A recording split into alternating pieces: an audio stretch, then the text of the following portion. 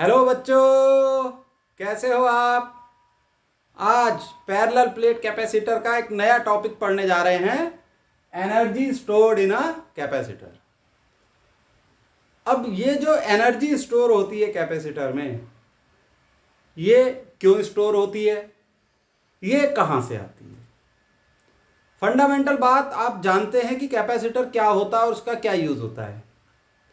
Capacitor में energy store होती है चार्ज की फॉर्म में, और ये एनर्जी क्यों स्टोर की जाती है, जिससे कि जब भी इलेक्ट्रिक डिवाइसेस को बहुत सारा इलेक्ट्रिक चार्ज चाहिए तो वो कैपेसिटर से ले लेता है। जैसे मैंने एग्जाम्पल दिया था पिछले लेक्चर में कि जब पंखा घूमता है तो इनिशियली उसमें स्टैटिक फ्रिक्शन होता है, यानी जब वो रुका हुआ होता है और हम स्विच ऑन कर दें तो उसमें इनिशियली स्टैटिक फ्रिक्शन होता है। तो उस स्टैटिक फ्रिक्शन से बाहर निकलने के लिए बहुत सारा चार्ज एक साथ चाहिए, और वो चार्ज पंखे को मिलता है कैपेसिटर से। पंखे में कैपेसिटर लगा रहता है। अब यानी कि कैपेसिटर में एनर्जी स्टोर हो जाती है चार्ज की फॉर्म में। तो हमें यह निकालनी है कि किसी भी कैपेसिटर में कितनी एनर्जी स्टोर हो जाती है, और ये एनर्जी आती कहां से है। ऑब्वियसली कहीं से तो आएगी, और क्यों स्टोर हो जाती है, आओ इस फंडामेंटल को थोड़ा सा समझें। अब जैसे ये पैरेलल प्लेट कैपेसिटर की प्लेट्स हैं, ठीक, यहां पर चार्ज है प्लस क्यू, यहां है माइनस, ठीक है, क्यू। क्यू वो चार्ज होता है जो कि कैपेसिटर के अंदर स्टोर हो सकता है, वो मैक्सिमम चार्ज जो कैपेसिटर के अंदर स्टोर हो सकता है।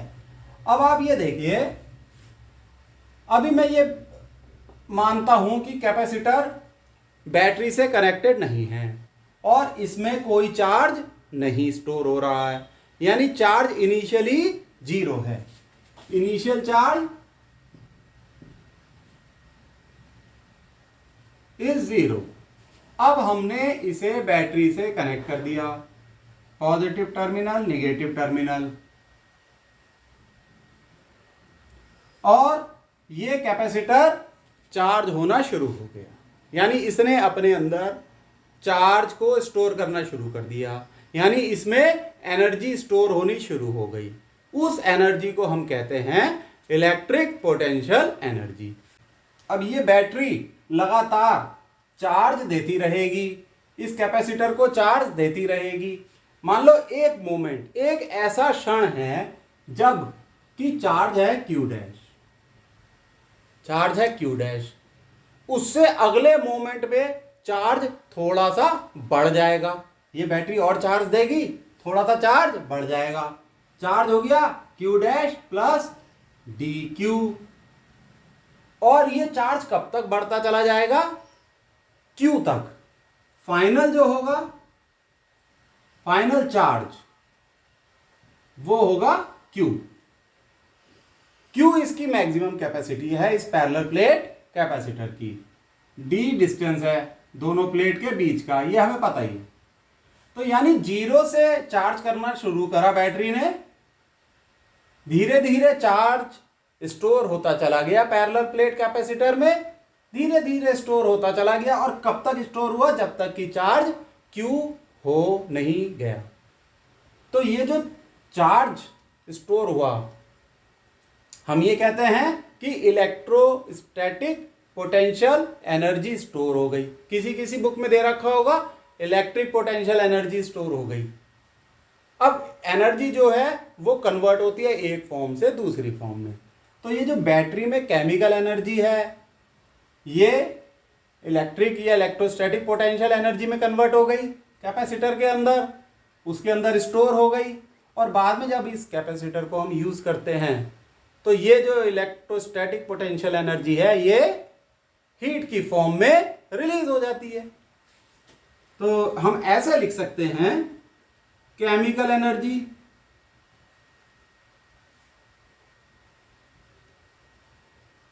जो कन्वर्ट हुई आपकी इलेक्ट्रिक पोटेंशियल एनर्जी।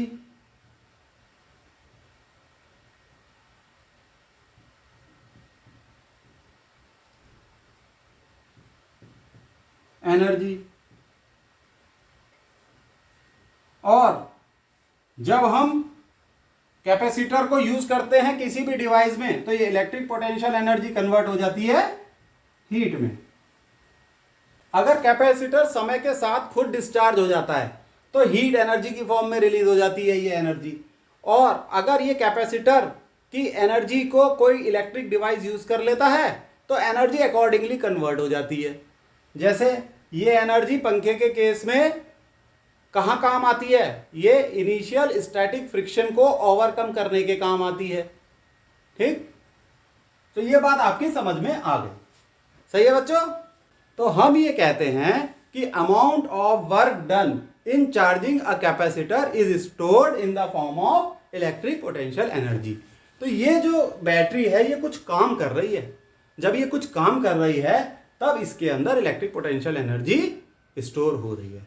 और इसको कहां से काम करने की शक्ति मिल रही है, अपनी केमिकल एनर्जी की वजह से। ठीक, और काम करने से क्या हो रहा है कि इनिशियली जो एक स्टेज पे आके वो क्यू डैश हो गया, तो अगले मोमेंट पे वो Q dash plus D Q हो गया और फाइनली वो क्यू हो जाता है। जब क्यू हो जाता है तो यानी कि पूरा कैपेसिटर चार्ज हो गया, यानी उसमें इलेक्ट्रिक पोटेंशियल एनर्जी पूरी तरीके से स्टोर हो गई। ठीक, आगे समझ में बच्चों? चलो नोट कर लो। तो बच्चों ये एक चीज आप नोट करो, यहां Q dash plus D Q dash है, यहां डी क्यू डैश लेके चलेंगे क्योंकि क्यू डैश में थोड़ा सा इंक्रीमेंट हुआ है चार्जिंग की वजह से। कहने का अर्थ यह है कि डी क्यू डैश एक छोटा सा इंक्रीमेंट शो कर रहा है। तो बच्चों अगर V dash is the potential difference across the plate of the capacitor when charge is Q dash, मतलब जब चार्ज Q डैश है एक पर्टिकुलर इंस्टेंट पे, एक पर्टिकुलर मोमेंट, एक क्षण पे, एक पर्टिकुलर क्षण पे जब चार्ज Q डैश है तो पोटेंशियल डिफरेंस प्लेट के अक्रॉस है V डैश। ये लिख लेते हैं, V dash is potential difference across the plate of the capacitor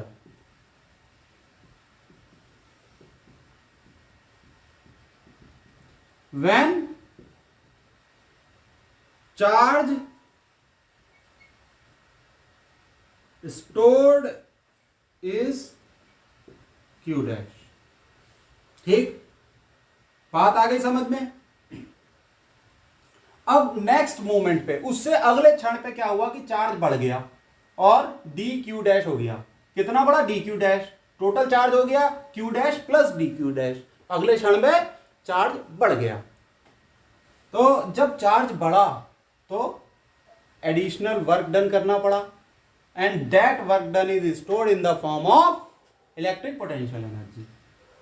तो वो वर्क डन कितना होगा जब चार्ज बढ़ा? तो वर्क डन भी छोटा सा ही होगा। ठीक है, D W is work done in increasing the charge, CHARGE, D Q, यानी डी क्यू अमाउंट का चार्ज बढ़ाने के लिए डी डब्ल्यू वर्क डन करना पड़ा। तो डी डब्ल्यू क्या होगा? V dash into D Q dash. ये डी क्यू डैश है बेटा, डी क्यू डैश ये है ना। इतना चार्ज बढ़ाने के लिए जो वर्क डन है D W D Q dash. चलो ये रब कर देते हैं।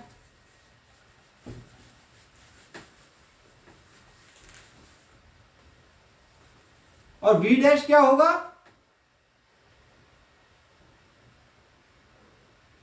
Q dash by C। V dash is Q dash by C। अब हम वर्क डन की इक्वेशन में V डैश की वैल्यू रख देंगे। C क्या है? कैपेसिटेंस है कैपेसिटर की, सभी को पता है। चलो रखते हैं वैल्यू। वीर तुम बड़े चलो, धीर तुम बड़े चलो। तो ये dW क्या हो जाएगा? Q dash by C dQ dash. कोई शक? कोई शक नहीं योर ऑनर। C कैपिटल बना दो बस। लो साहब बना दिया। अब ये देखिए चार्ज Q डैश से dQ डैश हुआ तो ये इक्वेशन बन गई। अब इसे हम इंटीग्रेट करेंगे तो हमें पता लग जाएगा टोटल वर्क डन। और इंटीग्रेशन की लिमिट क्या होगी? जब चार्ज था 0 इनिशियल चार्ज से लेकर कहां तक? जब फाइनल चार्ज Q, यानी मैक्सिमम चार्ज कितना स्टोर हो सकता है? Q। जब कैपेसिटर फुल्ली चार्ज हो जाएगा तो लिमिट हो जाएगी 0 से Q। इंटीग्रेट कर देंगे। Total work done, total work done, this work done is stored in the form of electric potential energy is W is equal to integration 0 to Q dW. This is equal to integration 0 to Q dash by C, फिर C बड़ा बनाओ dQ dash. सही है बच्चों? अच्छा C constant है, क्यों? C तो एक कैपेसिटेंस है कैपेसिटर की, यानी उसकी चार्ज स्टोर करने की क्षमता वो तो कांस्टेंट है, इसे हम बाहर ले लेंगे। W इक्वल टू 1/C बाहर, integration 0 to Q dash dQ dash. This is equal to 1/C Q dash square by 2 0 से Q। सिंपल सा इंटीग्रेशन है, आप बहुत आसानी से कर सकते हो। इंटीग्रेशन के बाद आएगा half Q square by C। बहुत इंपॉर्टेंट फॉर्मूला है ये, तो हम यहां लिख सकते हैं, यहां लाइन खींच देते हैं, W equal to half Q square by C। अब बच्चों हमें पता है कि charge Q is equal to CV। ये वैल्यू हम Q की इस फॉर्मूले में रख दें तो W आएगा half CV whole square by C। This is equal to half क्या आएगा बच्चों? CV square. ये दूसरा इंपॉर्टेंट फॉर्मूला आ गया वर्क डन निकालने का। और ये जो इलेक्ट्रिक पोटेंशियल एनर्जी है, या हम ये क्या है, energy stored in the capacitor is equal to this work done. तो हम ऐसे लिख सकते हैं, देखो यहां पे रब कर रहे हैं। अच्छा अब आप नोट कर लो बच्चों, पॉज करके नोट कर लो। मैंने रब कर दिया, देखो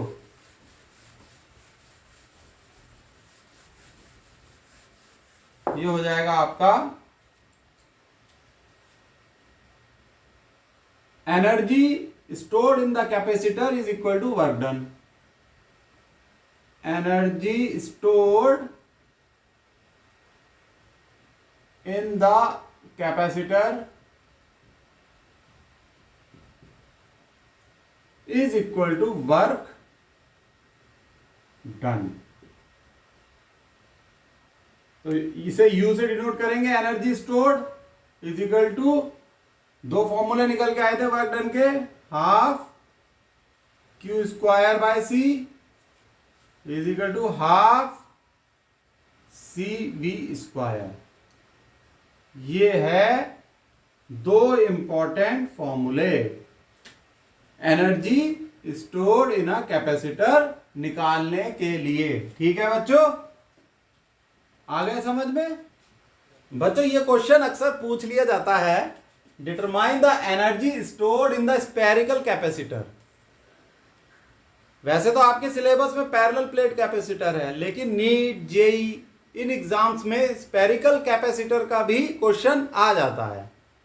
तो स्पेरिकल कैपेसिटर की कैपेसिटेंस होती है C इक्वल टू 4πε0 इंटू ए। यहाँ ए क्या है? Radius of the spherical capacitor. तो ये वैल्यू अगर हम इलेक्ट्रिक पोटेंशियल एनर्जी के फॉर्मूले में रख देंगे, इस वाले फॉर्मूले में, तो हमें स्पेरिकल कैपेसिटर के केस में U मिलेगा, ये वैल्यू रख दी हमने, देखो क्योंकि Q स्क्वायर बाय C है, C की जगह ये वैल्यू रख दी, तो ये आ गया Q स्क्वायर बाय 8πε0 इंटू ए। तो ये फॉर्मूला भी ऐसा है जो याद होना चाहिए, और इसमें इस तरीके के क्वेश्चन आ जाते हैं कि चार्ज दे देते हैं स्पेरिकल कैपेसिटर पर और उसकी रेडियस दे दी, तो आप उसमें स्टोर्ड एनर्जी निकाल सकते हो। डायरेक्ट क्वेश्चन होता है, सिंपल होता है, बस फॉर्मूला याद होना चाहिए। ठीक है, ये बात ध्यान रखना आप लोग। सही है बच्चों?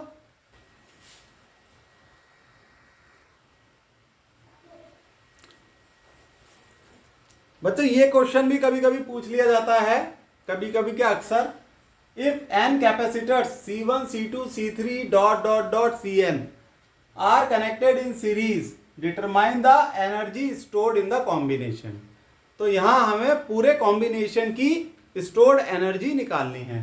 तो इस तरीके का कॉम्बिनेशन है, ये कैपेसिटर सीरीज में लगे हुए हैं, ठीक है, C1 C2 C3 C4 और ये Cn dot dot dot Cn। अब हमें पता है सीरीज में, चलो यहां लिख लेते हैं सॉल्यूशन, जिससे फीलिंग आ जाए कि हम कोई क्वेश्चन सॉल्व कर रहे हैं। ठीक, तो सीरीज में 1/c equal to 1/c1 plus 1/c2 plus 1/c3 plus dot dot dot 1/cn। ये हमें पता है कॉम्बिनेशन, सीरीज कॉम्बिनेशन का फॉर्मूला। अब हमें इस फॉर्मूले से कॉम्बिनेशन की में एनर्जी स्टोर निकालनी है। इस फॉर्मूले से हम ये फॉर्मूला यूज करेंगे, क्योंकि यहां 1/c का फैक्टर आ रहा है, 1/c का। तो एनर्जी स्टोर्ड क्या होगी? Energy stored U equal to, या यहां लिख लेते हैं जिससे जगह बचे, U equal to 1/2 Q square upon C।